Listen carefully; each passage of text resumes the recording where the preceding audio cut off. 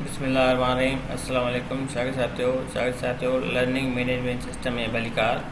दोस्तों पाण अॼोके सबक में माइक्रोसॉफ्ट एक्सेल के अंदर हेडर ऐं फुटर इंसर्ट कर सघंदासीं। त माइक्रोसॉफ्ट एक्सेल में हेडर ऐं फुटर कीअं इंसर्ट कजे। तव्हां माइक्रोसॉफ्ट वर्ड में त हेडर ऐं फुटर सिखियो आहे, पर तव्हांखे इहा ख़बर हुअणु घुरिजे त हेडर ऐं फुटर माइक्रोसॉफ्ट एक्सेल के अंदर भी लगाए सघिजे थो। अचो त हलूं था पाण सबक की तरफ़। सभ खां पहिरीं पाण एक्सेल जी लेआउट जेको आहे चेंज कंदासीं। पेज लेआउट में ईंदासीं,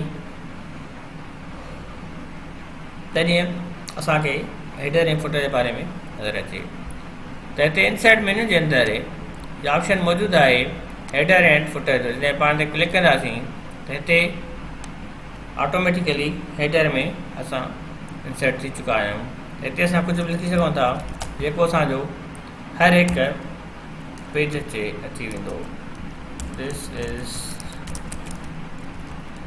हेडर। जॾहिं मां दिस इज़ हेडर लिखियो आहे त मां जेतिरनि पेजनि ते बि हलंदो वेंदुसि सभिनि ते दिस इज़ हेडर मथां लिखियलु नज़र अची वेंदो।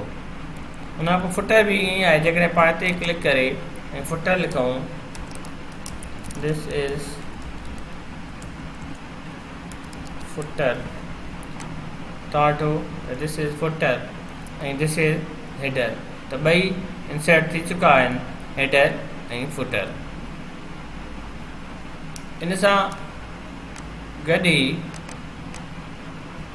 इंसर्ट मेन्यू में हेडर चऊं था त हेडर जी डिज़ाइनिंग जो नओं डायलॉग बॉक्स अची थो वञे, नई टेब अची थी वञे। इन में पाण डिज़ाइनिंग वग़ैरह करे सघूं था।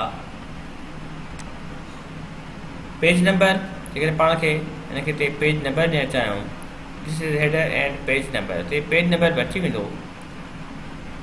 करंट डेट, जेकॾहिं डेट पाण सेट करणु चाहियूं उहा बि अची सघे थी डेट।